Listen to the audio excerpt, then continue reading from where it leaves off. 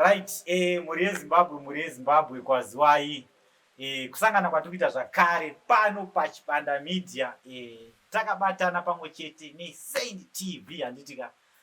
Tadzoka zvakare kumba kwavachirenje. Kuti tikupei update because vanhu vazhinji nguva kutobvunza kuti ko nhasi zvakamira sei. Takati aiwa regai timhanye. Saka panapa takagara nevanhu vakuru. Vandisingakwanise. Vandisingakwanise kuti nditaure mazita avo. Regai wangozvitaurire wega. Wachibanda makadiko. Aiwa tinofara makasimbere. Tinofara muri Zimbabwe makadiko. Haimi panapa wana kuziva. Ndizvozvo. Asi kuti tekesa tamboita video titese maiwanzobuda muri mega dzimwe dzenguva muchibuda naLove More. Ndizvozvo. Nawe yatavenga panapa munhu waMwari muiziva. Ndofunga kubva 4 years ago. Muna amwe mavideos atakandombokuitai panapa. Muchiedza kuda kugadzirisa kuti vachipunza navachirenje vagadzirisane nauyemba. Saka ndoona yatafambira panapa. Ndizvozvo. Saka hatisi kuzivawo kuti musi wa20 chi angosendi 20 musi wa22. Musi wa22. Ndizvozvo.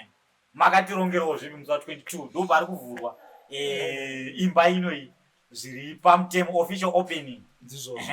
Vachirenje vachibva mumba mungo vari kurara umo vachiya kuzoita sei kuzorara mumba.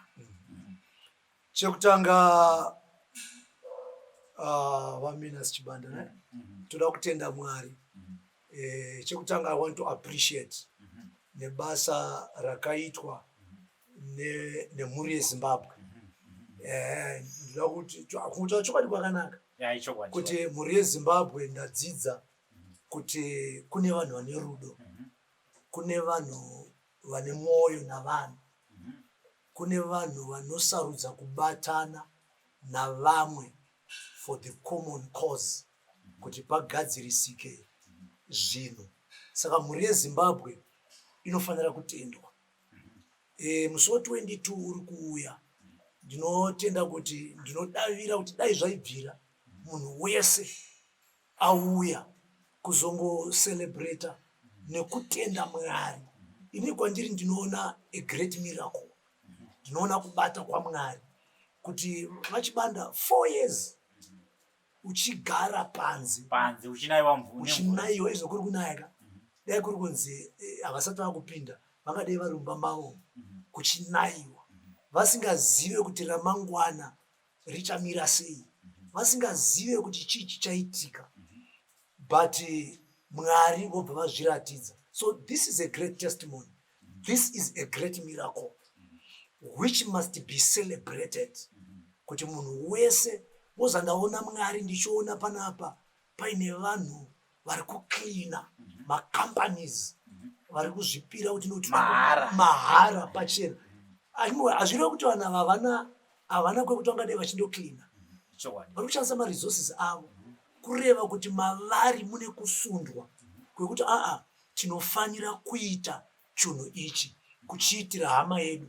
Kuna vandaona vachiisa DSTV apa mahara zvekare. Ozi nazo pajekisa kuti vanhu vazotoona kuti mahara. Vanhu vaMwari zviri kuitwa izvika mahara.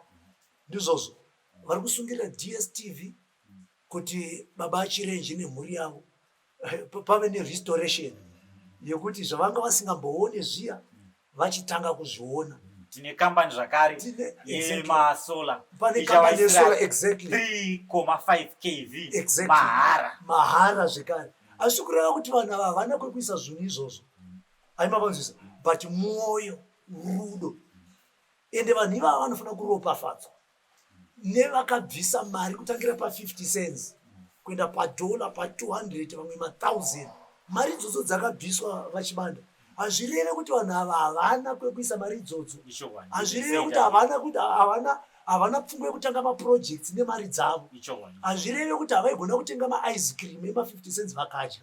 But mwoyo yavo yakatakura rudo. Chipavhurire achapavhurirwawo achakodzwa. Makatibata munoziva chi chipavhurire ngaandokodzwe. That's my prayer.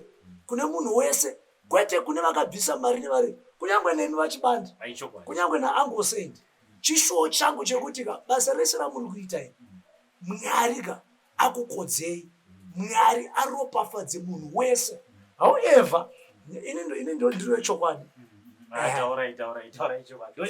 ndiri wechokwadi ndinoda kuti tibatsirane pakuti handimona basa rese raitwa nevanhu veZimbabwe handizive vatungamiri vematunhu makansela nemamp vedunhu rino mapanzwisa kuti kana vanga vasati vamboisawo chiruoko kana kuti vanga vasati because 4 years munhu anogara mudunhu rako iwewe achigara panzi achirara panzi uri mutungamiri wenzvimbo woshaya hanya kana kushaya mwoyo then your leadership is questionable however chisvika kuenda ipo maybe pamwe wangu vasina kuzvinzwa wamukana wekuti kana wangu vasina kuzvinzwa sezvo vanhu vanowandirwa kana wangu vasina kuzvinzwawo vatungamiriri venzvimbo vatungamiriri venzvimbo nemafundisi exactly mapanzwisa because vachirenja mwana wesangano mwana ndogara chiudzwa ndichiti handisi mufundisi wekufield faith impact generation ndochechi yangu but handisi mufundisi weko ndiri mufundisi wemunhu wese kunyange uri wezayoja kunyange uri weUFIC kunyange uri wekwaJohani Masowe kunyange uri weZC as long ndiri mufundisi ndiri mufundisi wako nekuti Mwari mumwe chete we are there we have been called to save people one God one baptism exactly yes haisi nyaya yekuti handisi kundomubatsira nekuti hazwe kuchechi kwangu hachimukona nyaya the good Samaritan the parable of the good Samaritan munoinzwa murume uyu akabatsirwa nemuSamaria but zvichinzi maSamaria namaJudha havadyidzane patsime raJakobho chechinoitika Jesu anoona mukadzi muSamaria akamuti ndicherere mvura zvanzi aiwa handigoni kuchera mvura hauzvizive herewo kuti maSamaria namaJudha haadyidzane hati mapona saka ndo zvatinoda kukurudzira kuti semhuri yeZimbabwe musi wa22 uyai ticelebrate tifare tipemberere tichikurudzirana zvirege kungoitika kuna vachirenji ngazviitike kune munhu wese ukaona umwe achitambura ngatibatsiranei ukaona umwe asina mhupeu chauinacho ndokunonzi kuna baba achibanda naAngosend kuna mata kwezvokwadika hakusi kushimanda unoonekwa nemabasa aiwa zvazvoti ai hakusi kwakunamata hakusi kwakunamata kana kuprofita toda kuprofita but zvinofanira kuzadziswa nerudo. Love is not love until you give it away. Maoko hapa. Daribate. Tine rudo harutaurwe. Runoonekwa nekuita sezvakaita mhuri yeZimbabwe.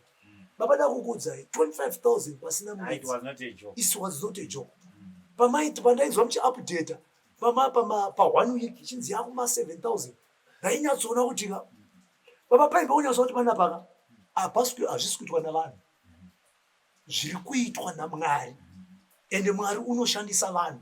Vakataka kushandisa vachibanda naAngosend. Animapanzvisa. But makanga musina that 25,000. Aicho kwatesina kana. Manga musina. Zero. But mune service, iyo service yenyu iyoyi ndo yakasvitsa kuti ane 50 cents. Auya tichibanda Angosend. Ngatibatsirei vachirenji. Maita izvozvo makati aiwa isusu hatina mari but tinoda kuti yazoklina. Mwakati aiwa ina asina kuklina but ndoda kuyazosungira dish. Mwakati asina kusungira dish ndoda kuya nemasola. Animapanzvisa. Ndo unonzi mushandira pamwe. Tinoona wakawanda. Michael Jackson akaimba akati yield the world. Mapanzvisa. Let us make it a better place for you and for me. So you don't need heal Zimbabwe. This is healing Zimbabwe. 4 years. Angosend chikunyanya kuti chiunyanya kuti komborera ndechekuti ndikuona Mwari. Ndikuta zve 4 years. Zvasiyana zvekuti ndezve 2 days 3 days 1 month ndikuta zve 4 years. Ana hangu 2 days kuti zvachikati pamberi paMwari ni kugara pamba kugara panzi ndinaiwa dzakawanda kwandiri 2 years inini ka 2 days ka 10 years kwandiri to be honest. Tobva tazoti zvekare toda kudzidza chimwe chinhu kubva kuna vachirenje vacho chichatinodzidza semuri Zimbabwe chichatingadzidze vanomirira Jehovha vanopiwa vachapiwa simba itsva. Kureva kuti murume uyu pane kasonga ike kanonzi vanomirira kureva kuti chiyama dzangu murume uyu ka nemudzimai wake ka vakamira ndokunonzi kumira. Pai panoparidza nyaya kuchechi pai dzekumirira dzedzi rinonakidza vange ruchiriparidza, but ukazori experience ukazorirarama ndokunonzi kumirira kuchinaya vachimirira. Just imagine kuti vari panze apa vachinaiwa kuseri kwavo imba ine more than amene kuma 12 rooms yavari kuti ndeyangu ine magetsi ine chii zvese, but vari panze apa vachinaiwa vachirenjika. Ndokunonzi kuita se kumirira. Kureva kuti murwendo futi rwekunamata tinofanira kudzidza kumirira. And example yemharidzo iyo imharidzo yatoparidzwa navachirenji. Izvi yakatoita izvozvi imharidzo. Ichokwadi ndinomwana ndoda kuti tipe credit zvakare. Okay. But singade kukanganwa. Munoziva kuti muno muZimbabwe muno matikwanise kucreate a GoFund. Tine hama dzedu dziri kuAmerica, UK iko abroad dzakakwanisa kuti batsira create a GoFund. Nekushandisa futi zvakare account yawo kusenda mari. Ana Mr. Firi It's Charles Mfiri. ana Mr. Charles Mfiri na accountant redu wailana. Exactly. And then kuna Mr. Give more charity. Miss family. Exactly. Vana vedu toda kuatenda. Tinoona zvakare vasina mari yavakacontributa zvavo. But vakaenda paFacebook vakanoshare video. Washare video munyika, video rozoonekwa nomunhu anokwanisa kucontribute. Munhu iye anenge atoplay a crucial role. Munhu anenge alike video. Kana ukalike video, YouTube inorecommenda. Kaya recommenda video rinoricha audience akawanda. Tinoona wakawanda wakaplay ma crucial role asingakangamwe kuda kutenda. Amen. Even imimi Bishop 4 years ago ndichikurangana nditete kuita ma video kuti tichitoya chikwambo chiti yedzai kuita sei kunegotiate. Zvese izvozvo zvinoitwa nemwoyo. Achikuita zvana vakacreate account pamwe havatovaziva. Atitovazivi, inini handitovazivi. Angosenda vatovazivi. Vakacreate account vachirenja vatovazivi. Ihama yatakasangana nayo pasocial media yakangorwadziwa. Indonzo ndiro magwaroka. Angosenda. Yes sir. Abrahama akagara pamuti weMamre. Mbozisa. Ndobvaona varume vatatu vasingazive vachipfuura nenzira. Ndobvaenda havazive vasingazive ipapa ndavadai aivaziva zvazviri nyore. Saka zvakaitwa vanhu vese muri kutaura ava vanga vasingazive, but mukusaziva imomo vanhu vatatu ava ndovakatakura ropafadzo yaAbrahama 1 yekuti Sara gore rinouya nenguva ino achange ave nemwana. Chechipiri Ambosendi kuna Roti wari kuSodhomu neGomora.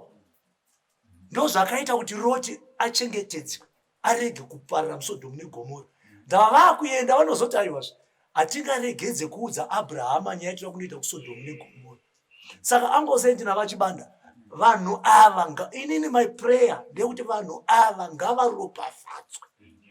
Tingatadze kuziva kwavanogara ende hatisuda kuziva kwavanogara. Amen. Ende mazita avo hatisuda kumaziva, but Mwari wekudenga vatoona kuti ngaaropafadze vemaGoFund, ngaaropafadze vakabvisa mari, ngavakodzwe. Hari inokodzekwa mukaka inonzi chii? Hodzeko. Jehovha ndakutodeclare pano. Jehovha takumuti Jehovha wehodzeko. Umwe neumwe ngaandokodzwa maringe nekuitira Mwari kwake. Mwari avaropafadze. Bhaibheri robva rati hakuna anoitira Mwari vakasamurangarira. Kunyange nemi gentlemen, Mwari nedzimba dzenyu navana venyu. Ina muhappy because murume uyu nemudzimai wake for 4 years vakwaniswa kubuda pano kudzokera mumba because of you and because of the Zimbabwean community. Mwari avaropafadze, Mwari avakodze nekusingaperi. Saka musi 22 chinenge chakati po, chinenge chakaherereka tiri pano. Vanhu ngavauye ende ticharishumira futi vhangeri ipo pano. Ndofunga muri kungozvinzwira muri yeZimbabwe. Bishop. Yes, Baba. My one question, sorry. It's okay munomwe. Imi muri kuuya nani musori because tagara kuziva kuti bishop ndo vanenge vari pamberi ndo vane zvakamirawo sei muri kurongeiwo musi uyu mune vamuchafamba nawo ini handifa kana takuita zvakadaiwo izvi handifambe ndega ndine timu yandinofamba nayo aiwa saka timu iyoyo inenge iripo pano kana muchida maspika zvanambotaura muchida maspika ekonekta maspika ndinawo munongondiudza is one word the speakers will be here all we want is people to celebrate bhaibheri rinobva rati kune nguva yekuchema koita nguva yekufara chimwe nechimwe chine nguva yacho kumasuroko kwaichemewa tichimbopopota paya iwawa auzwa mwari iwawa hakuna munhu akadaro nguva iyo yakaita se yakapfuura pakuda reconciliation pakuda healing pakuda reconciliation mwari vachitiitira zvakanaka aiwa ichokwadi musi wa22 November this coming Saturday tichange tiri panapa isu vechibanda media veSaint TV Bishop Nyamakanga nemi mose zvenyu tiri kukuinvitai vachipunza vamandishona vachikuni munhu wese zvake tiri kuti uyai panapa tipemberere kuzozarurwa kwemba yavachirenje avo venga vane makore anodarika 4 vachirara panze vachinaiwa nemvura mapedza mataura zvavachipunza nai kutouya kwaBishop Chipunza pano kuuya kwanamandishona pano kunoratidza umwari reconciliation exactly nekuti wakatipa ushumiri hweyanano he gave us the spirit of reconciliation the ministry of reconciliation so the presence of Bishop Chipunza here ndo zvicharatidza kuti zvinhu zvinowanikwa muupenyu but mwari vanoramba vari mwari. God bless you. Navadhube zvakare aiwa hatisi kukanganwai isusu zvinhu zvedu zvatinoita tinotungamidza mwari nekuti mwari ndiye musiki wezvese ndosaka tiri kutungamidza mwari pazuva iri ndo mashoko atinawo panapa tichitika ameno ango muri behind ikoko saka ngatisanganei this coming Saturday 22 November pano pavachirenje.